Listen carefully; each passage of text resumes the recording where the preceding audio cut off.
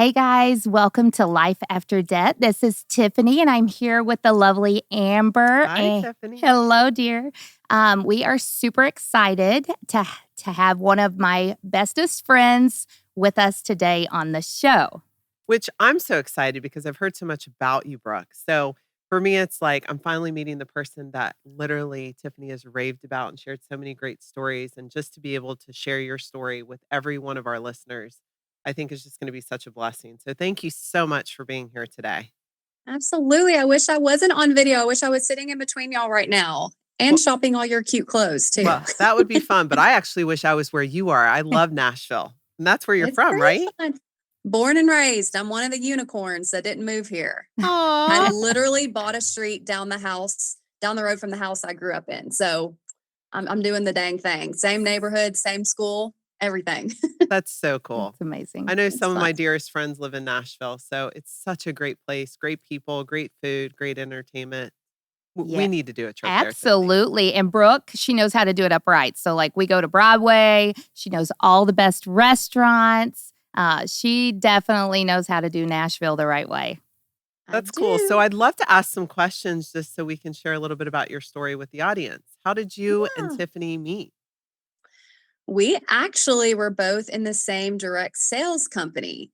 And I don't know if y'all know about Tiffany. She's kind of a big deal. And so, at these things, when you're kind of somebody that's newer, up and coming, the people that are the big deals there, it's a big deal to be around them. And Mhm. so it's so weird, but you get nervous meeting them for the first time. And that's not who I am at all. I don't get nervous. Like in Nashville, you see celebrities every hour and you're like, cool, what's up? Hey, Keith Urban. Like it's not a big deal. And so the celebrity status, I feel like direct sales kind of like pumps out. I met her and y'all, she was pregnant and the most glowing, adorable pregnant person you've ever seen in your life. And I guess I'm super awkward. And I just like run up and I'm like, you're so beautiful, your belly. Oh my gosh, you're rocking pregnancy. And I'm like, oh God, Brooke, you're killing it. Oh gosh, this is bad. This is bad. Undo it.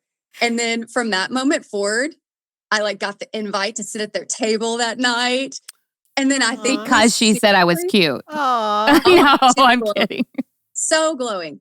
And again, I feel like we became best friends like that trip. Like it was just all of a sudden, like the Lord was like, okay, y'all are going to be magnets. I've placed y'all together, even though Brooke, you were super awkward and did not play it cool in this moment. I'm going to just, go ahead and let y'all still be really good friends.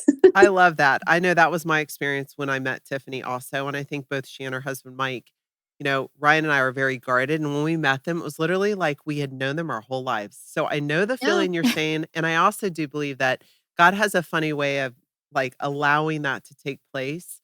And you have this instant bond. I mean, I felt Mhm. like we're sisters and we Yep. haven't even known each other that long. So I totally get it. That's so cool. What a Yes. gift too, because I know in what they did with the, network marketing, um, they were a huge success. So it had to feel good too to come alongside. And I know you've been a huge success in that business. Yeah. So tell us a little bit about your work ethic. I know you have this princess work ethic mentality, and I am dying to hear that because I just love the name. Yeah. Okay. So growing up, I don't like to say spoiled, okay, but I do like to say I did not pay my own bill or anything. Didn't even know how to do that till I was married. And I remember the first time my husband was like, "Okay, this bill is going to be $120. Let me go ahead and have your Cracker Barrel money you made." I was like, "Wait, what? No, I was saving this for a pair of shoes. No, no, no.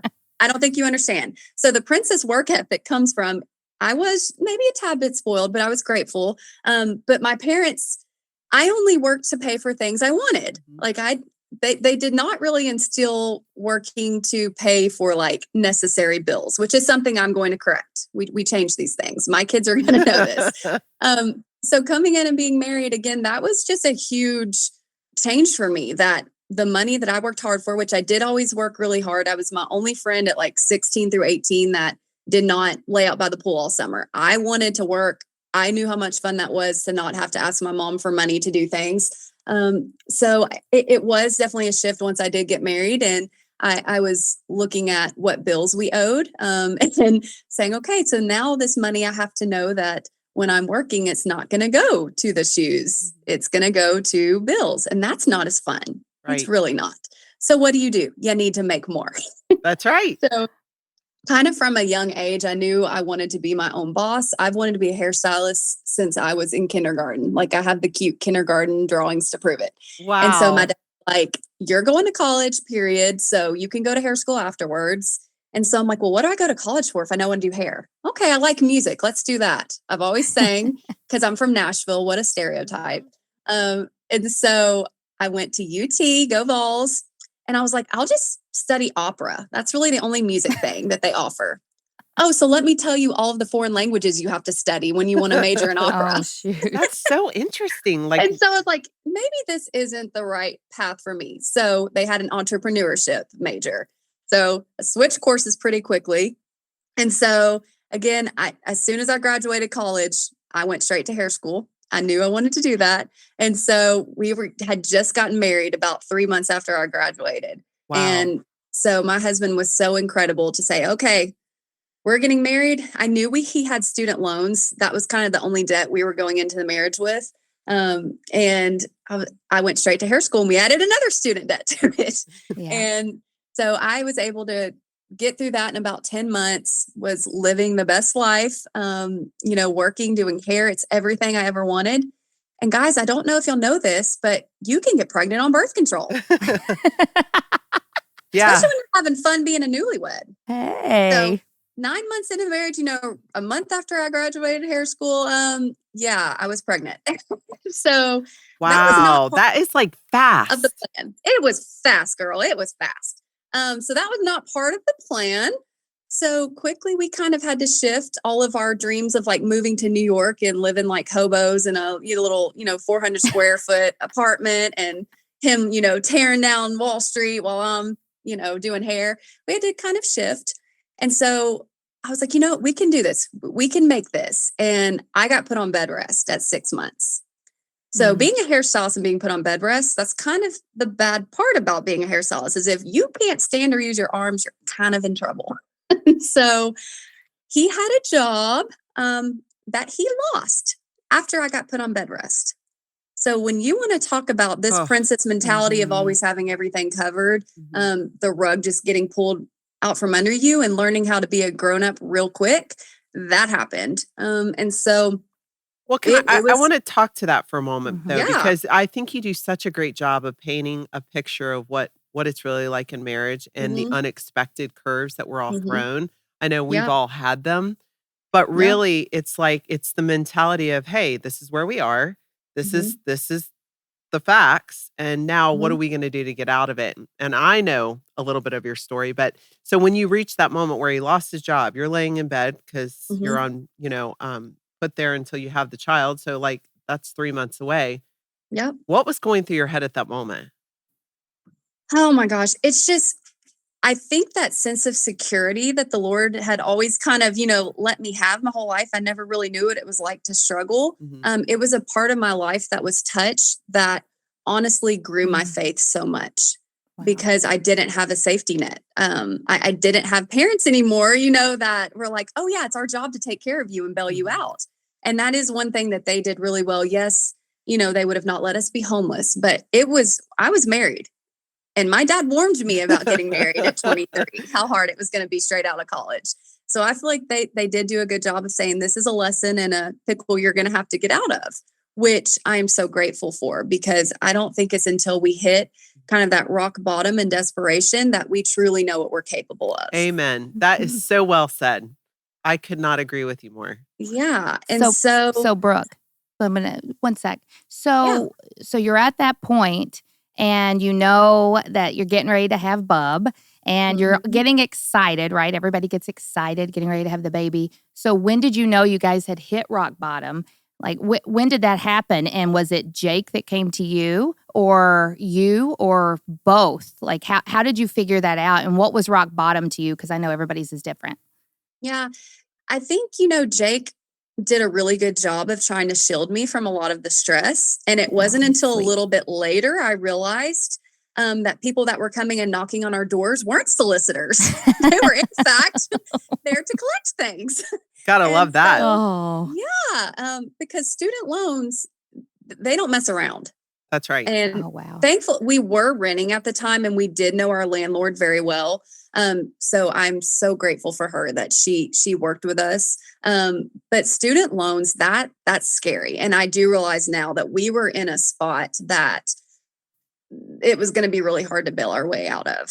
And so basically all of the time that you're getting ready to have a baby that's supposed to be fun and joyful and, carefree, we didn't really get to have a lot of that because all the daunting moments of being at my baby shower, knowing, oh my gosh, right now, all I'm worrying about, is my insurance is, we were doing some Oh, insurance that was wow. crazy for unemployment. Right. It was all of a sudden like, oh, I'm about to have to start paying for diapers and, formula and all of the things. And that was, it stole a lot of my joy. And that's a time that I remember saying, God, I promise you, I will never take for granted again, not thinking about my well-being and paying for things 24/7 because you become so selfish Mhm. when all you can think about is how you're paying your bills. It is the worst way to live Yeah, it is. It because is. all you're thinking about is how you're going to provide for yourself. And the last thing you can think about is how you're going to bless others. And what a terrible and sad way to live. Right. And It- I knew right then and there, this is not for me. I don't want to live this kind of life. Right. So, Yeah. I can so relate with that story because I can remember I was pregnant with, I think, our fifth. And we were building a company at the time. We had no insurance. And you're right. It's like government insurance. You're like, I was in the WIC line with the kids. I'm like, what Mhm. is going on right now? I mean, talk about the lowest of lows. But it is. It's in that moment that you're like, I know I'm made for more. I Mhm. know I am. I'm going to get out of this hole. And not only am I going to get out, I want to help as many people as I can not have to walk this road. And it Right. sounds like you did just that. So, what was that moment where you realized, I'm done? Like, I'm changing the situation here? Yeah. So, my child was supposed to be born in May. I begged my OB because I knew that our new insurance was going to kick in May 1st. I'm like, I got to have this baby April 30th. I got to. So, like, I even changed my child's birthday in order to have this kid because Wow. of money, because of insurance. Wow. But It's just nuts. Amber, And this is what we yeah. talk about over and over again is the stuff that we will do Mhm. in order when we're drowning, the things that we have to do in order to keep going. It's incredible, Brooke. It's like a survival It mode. is. And I Yeah. know that you not only walked through it, but on the flip side of it, you've been a huge success. And Yep. not just in business, but also entrepreneurship. Because while Yeah. you were a huge success at the one position where you met Tiffany, Yep. you also have built your own thing. And I cannot wait to talk about this because I Yeah. love the mission behind it. And Yeah. so I just want you to tell our audience what it is, Yeah. how you came up with it, and why. Yeah. So holding that baby, y'all ask me what was a changing point. When you hold that child, you all of a sudden realize it's not just about us anymore. We Yep. got to get going. That's true. God has entrusted me with this life and it's go time. So quickly, as I was doing hair, somebody told me about one of the products with this direct sales company. I had never heard of direct sales. I mean, I knew about like pink Cadillacs and stuff that you could earn, but it just was such a foreign concept to Yeah. me. It was such a foreign concept. And so doing hair, I actually ended up having a client that got me into that world. And it was something that quickly went from, okay, I know that I don't have enough money to buy diapers. If I can just sell one of these products, I can buy a pack of diapers. And Wow. it automatically went from every single product sold counted as diapers. It counted as a can of formula. It counted as something that made my life tremendously better. And it wasn't even 6 months in, I had replaced my hair income with Wow. this Incredible. direct sales income. And so, yes, we had lots of success with it. It absolutely changed our life. Well, and I'm sure it showed you what you were capable of. Yes, it showed us what we're capable of, the leadership skills it taught me, the Mhm. entrepreneurial skills it taught me, Mhm. and just how to be a good steward of your money. The company we were with, their whole mission was you have to live more so you can give more. You So you good. have to work harder. And it just changed our whole outlook on life, on that we want to give. We want to change people's lives. And so we always knew that we wanted to adopt. My husband has a sister who's adopted from South Korea. I didn't really know what that would look like, if it would be domestic, international. And we were actually sitting at our company's function, and I remember they were talking about being made for more, and we both looked at each other, and it was like the Lord had prompted us at the same time, and we said, we're going to adopt. We're going to do it when we get home. We're starting the process. And so Lyndon was probably about like 2 or 3 at that time. And we were like, this is perfect timing to do this. Let's just go for it. And so we put in our papers when we got home. We went through the process very quickly. And we got the call that we were active. And the very next day, our social worker called and said, I have a 16-year-old birth mom. I'm going to meet with her and show her a few books. I don't want you to get your hopes up, but it's a little girl that's due in May. And this was March. It was on St. Patrick's Day. That is She fast. called us. Yes. So this was the day after we went active. So if Jake and I would have not listened to the Lord prompt us at that day, we would have missed her.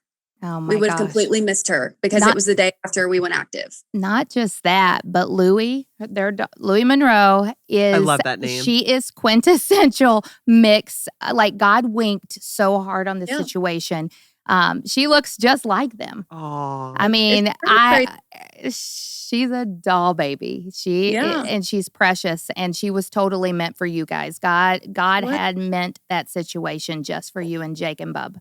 and when you Yeah. think about that, Mhm. none of that would have come to pass had you not struggled, had you not Right. sought out another way to make additional revenue, had you not been sitting in the room when you felt prompted to go that Right. route in adoption. Like, isn't that crazy to think about? Absolutely. That And what we look at as such a bad, terrible thing, God knows like 15 steps forward how that bad situation is going to be used for his good. Yes. And I'm telling you, adoption, if you aren't aware, there's not payment plans. You can do fundraising. We ended up spending almost $100,000 on our adoption, and we didn't fundraise one penny. We were able to do the whole thing because of us stepping out in obedience with our direct sales company and having those funds and being smart with our money. That's one piece of the amazing. puzzle So we good. didn't have to stress about because we did end up having a pretty hard finalization with our adoption. We got it easy on the front end, but we had a pretty bad legal battle, and that grew my faith, and I remember, I think through my life and all of these moments with the Lord where it's if only moments. Mhm. God, if only you will do this, Mhm. I will do this. If only you will do this. And laying on bed rest, saying, God, if only you will provide our bills, I will do this. But laying on the floor on your face crying, saying, Yeah. Lord, if only you will let us keep Louie and she can be our daughter, I will Mm. do this. That's a whole nother Yeah. moment Wow. when you think you're going to lose your child. And so, after that, my life was never the same.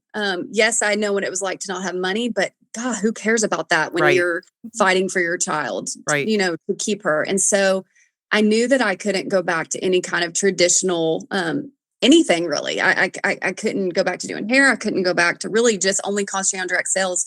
I knew I was put on this earth to help people with adoption, to answer questions, to, kind of just push people towards that, in the hard, the good, bad, and ugly. And so I was like, you know what? I love clothes. I love marketing and branding. I'm going to start a clothing company, and it's going to help people adopt, period. I love it. Yeah. So Tiff and Mike actually introduced me to somebody in Nashville that did clothes. And I sat down with him, and he was like, well, before we start all this, you really need to start like a podcast or a blog. And I was like, ew, I hate writing. I don't think anybody wants, I mean, I know y'all have me as a guest, but I'm like, and so we got introduced actually from Tiff and Mike to this guy in Nashville that does clothes and branding. And he said, listen, first things first, you've got to start like a whole brand with this. So you need to start a blog. You need to start a podcast. And right away I was like, ugh, that's not what I want to do. I don't want to do any of that. I just want to make cute clothes and make a lot of money for adoption. Right. And so I was talking to my friend Courtney about it, and she was like, hey, actually, our friend Maddie, she was a mutual friend we had. She actually just graduated college, has a writing degree, and she would probably really want to help you with your blog. And so I was like, well, set up coffee. So I sat down with her, and she was like, I would actually really love to do this. She's a sommelier. Like, she's so cool. She's so much cooler than I am. And she was like, I would love to write a blog. And hey, are you looking for a partner for this? Wow. Why not? And so we really went to scripture because we wanted this to be faith-based. And every time it mentions the orphan, it mentions the widow. They go hand in hand. That's right. So we truly felt like we were supposed to add widows to the mission, but we were two 30-year-olds. Like, what do we know about widows? And so we were actually talking to her husband, and, it talks about the oppressed too. And who are the oppressed? Who really are that? Yes, it's maybe people that struggle with finances, but he was an attorney that worked closely with the drug and trafficking courts.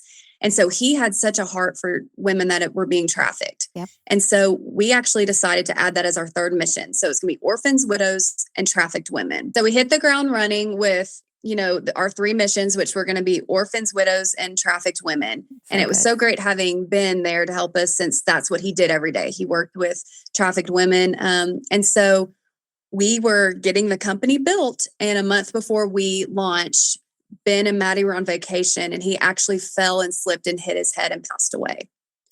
I remember that. Oh, that's awful. I remember praying for him. Yeah. And so we all of a sudden saw ourselves. I was the mom who knew everything about adoption. And we thought that this widowhood was just going to be this obtuse thing that, was going to be so foreign to us. And Maddie was a 30-year-old widow. They'd only been married, a few months, not even that long. And then we realized that Ben, that was what his legacy he was going to leave, to make us fall in love with this mission to help these women that were being trafficked. Wow. And so we quickly realized that this whole company was completely God-breathed and inspired by the Lord. So it was named Nashville. I love that name, by the way. Nashville. And so we're both born and raised there. And so it became so much more than a clothing company to us. We knew we wanted to have events. We knew we wanted to bring people in, and we wanted to teach all these young girls who thought that adoption and, widowhood and trafficking women was so foreign. We wanted them to know, no, these are things that you can actually help with. These are things that, you could be inspired to do yourself. You could adopt one day, or you never know if you could be a widow, or you never know if you could be in a position where you're trafficked yourself, or you could help somebody that's trafficked. And so, it became just our life's mission. And so being an entrepreneur truly from the ground up, direct sales, they've already got all the products and the company kind of like built for you. Right. When you are doing it yourself. That's right. I mean, when you're packing and shipping and designing and doing your own books, and oh my gracious, y'all, that is not for the faint of heart. It's a whole nother level. But what's so great about it is that you have such a great story. And even your friend partnering up with her and you guys, and a month before you launch this, she loses her husband. I mean, the story in and of itself, you tell that to anyone and they'll probably be like, I had chills while you were telling the story because it's so powerful, but it's also a confirmation, right? I always look at things like that's God's way of saying you're on the right track and you're going to touch so many. And I can't think of a time in history where something like that is needed for this next generation of girls coming up and the widows, and just speaking into that the way you guys are is just absolutely amazing. Yeah. Congratulations. Thanks. It's really fun. And again, I think sometimes with anything that's mission related, it has to be so heavy and just so sad. And you've got to have Sarah McLachlan playing in the background. Listen, that song, I can't even listen to it without seeing puppy faces. Yes. So, and so I think we just wanted to kind of shake it up a bit. And we're like, we want this to be fun. Like, we want to have like cocktails and great food and like dancing the night away, but talk about things that are going to be incredible and that we can help with. And so we definitely just kind of saw this way that we could bring awareness to all of these things, but still make it a great night out in Nashville, and still have all the pink and the girly things. So yeah, it's been really fun for sure. I love it. I will say I've been to 2 of the events. Of course, I would come and support you, whatever you're doing. But they put on an incredible events.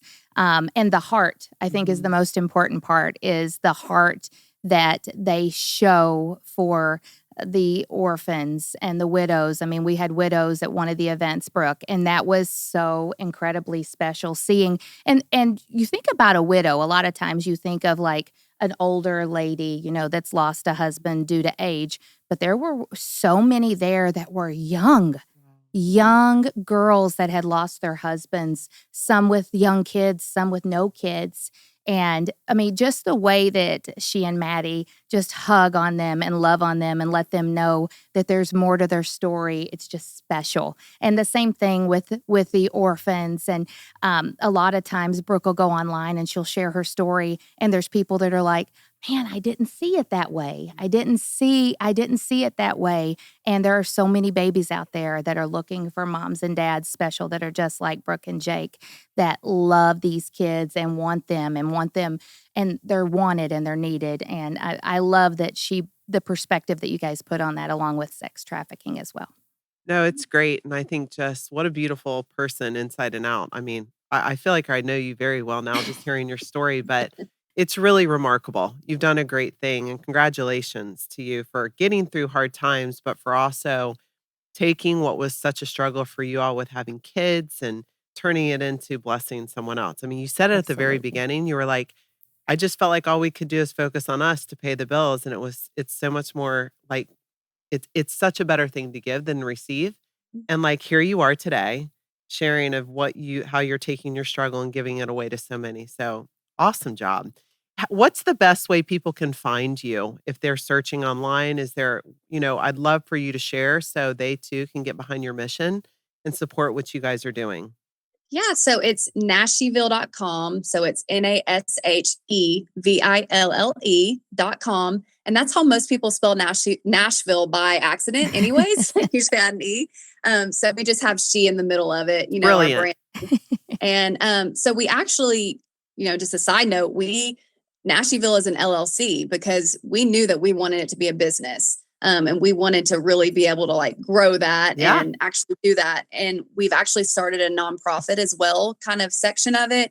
And that's called She's in the City. And so love it. I know she's a great marketer too. You are a great marketer.